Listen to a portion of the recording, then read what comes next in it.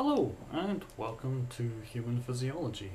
My name is Dr. David Green, and throughout this course I will be making available short video sequences like this to try and cover what I consider to be the main concepts in our weekly work. And in general in this course we are going to cover essentially what would be traditionally a chapter in a textbook per week. I don't follow any particular textbook for reasons which I can lay out in more detail at another date, because all of the information in this course is built into the course. So you're recommended to have a textbook only. You can absolutely complete this course without a textbook. On that note, if you decide to buy a textbook, you have, in my opinion, two options.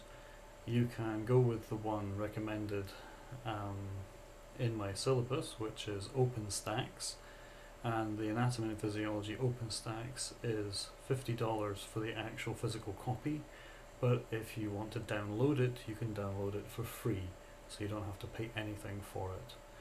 Alternatively, you can get any Anatomy and Physiology 2-semester textbook from basically published since about 1980 onwards, and they would be absolutely fine in this course. So if you look on Amazon or other book sites, secondhand book sites in particular, you can find things like Hull's 8th edition or Tatora or anything of that nature, older editions, for about $5 to $10, and they would also be perfectly acceptable. Alright, so in these talks I'm going to try and cover the main concepts, and you'll have to excuse me, my dog has decided to bark in the background. I'm doing this at home, so some family noises may encroach upon these little talks, but these talks are meant to last about 10 minutes, so hopefully it won't encroach too much. Alright, so in week one, in physiology, we look at the main concept that we're going to look at throughout physiology, and that is homeostasis. So on the board behind me I've got that word, and we're going to define that word, and then we're going to look at what that actually means in physiological terms. So throughout the next 15 weeks we're going to focus on homeostasis, which is the normal state of the human body, the disease-free state, the healthy state. And what homeostasis literally means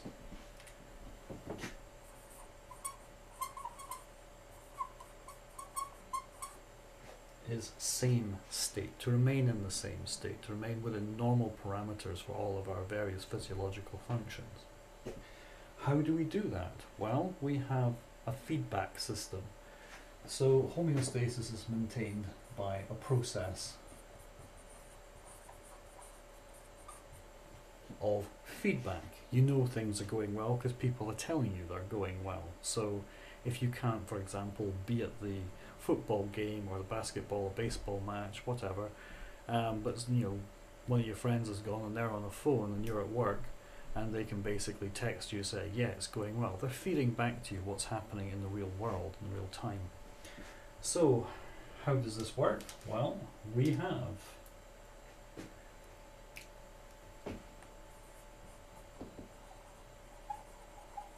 a stimulus.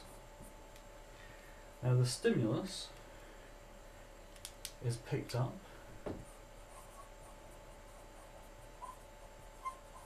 by a receptor. Information is fed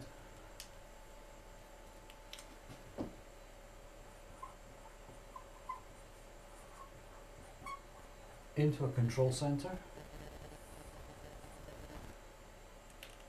and that fires back out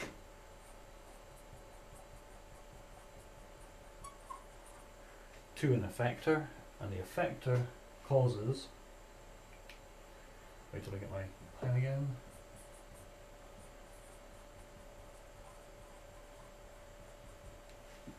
a response. So we're not really overcomplicating anything here. We remain in same state, which is another word for equilibrium.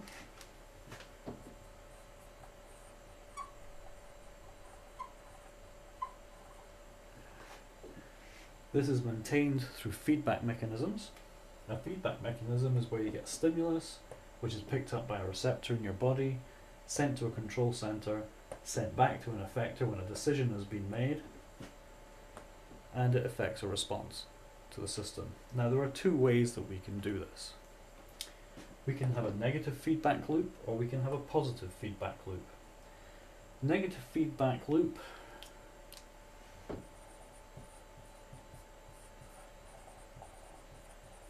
is the most common, and I've shown them graphically because it's just more obvious in the graphical form.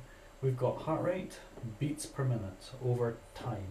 So over time we see a fluctuation of the heart rate. But if we average it out,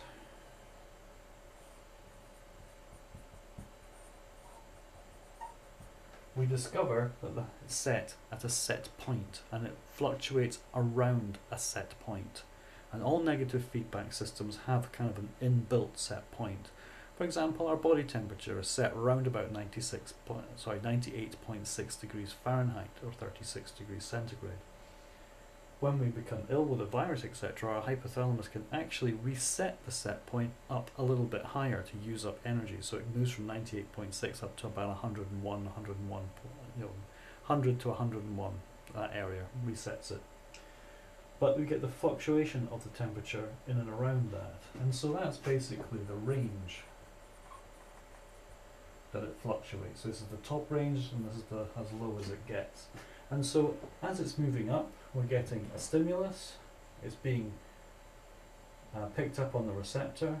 It's being sent to a control center. And at this point, nothing's happening. As it gets to here, it's moving away from the set point. So the control center eventually sends it in the opposite direction, and it starts coming down, and it's picking it up until it's there, and it starts going up again. So it's fluctuating, like the thermostat system in your house. So that's negative feedback. Set point is an important thing, and it basically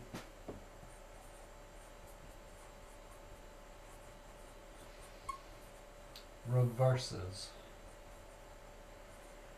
the stimulus.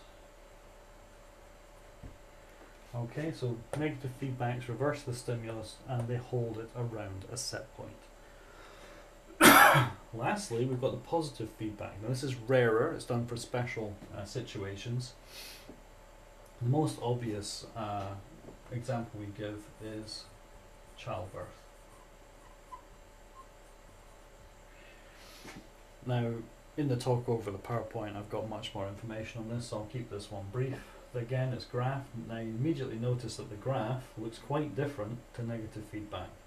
There's no set point that we're following. We're moving up and away from starting point, so it enhances stimulus.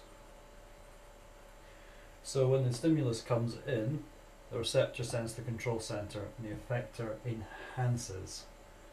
So it starts climbing and climbing until it gets to a threshold.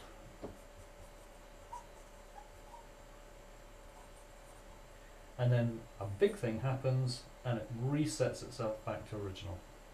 In the case of childbirth, this is the birth of the baby, and the pressure on the uterine walls goes away because there's no baby in there anymore, and so the signal being sent to the brain to release oxytocin is switched off. And this of course is both over time. So the whole concept of physiology is maintaining homeostasis, or same state, or equilibrium, all interchangeable. It does so through a series of receptor, control center and effector to a stimulus to make a response. We do it with two systems, negative and positive feedback. Negative feedback, most common, holds around a set point, so it has a range that holds to, and it reverses the stimulus coming in to maintain around a set point. And positive feedback enhances enhances the stimulus until we get a large change, and then it resets back to the beginning again. Alright, so that's really just the whole purpose of the first week is to get that understood, and so we can start applying it when we start looking at the organ systems in a few weeks' time. So if you have any questions, please email me. I'm always happy to answer them. But for now, that's the end of this. So thank you for listening. Bye bye.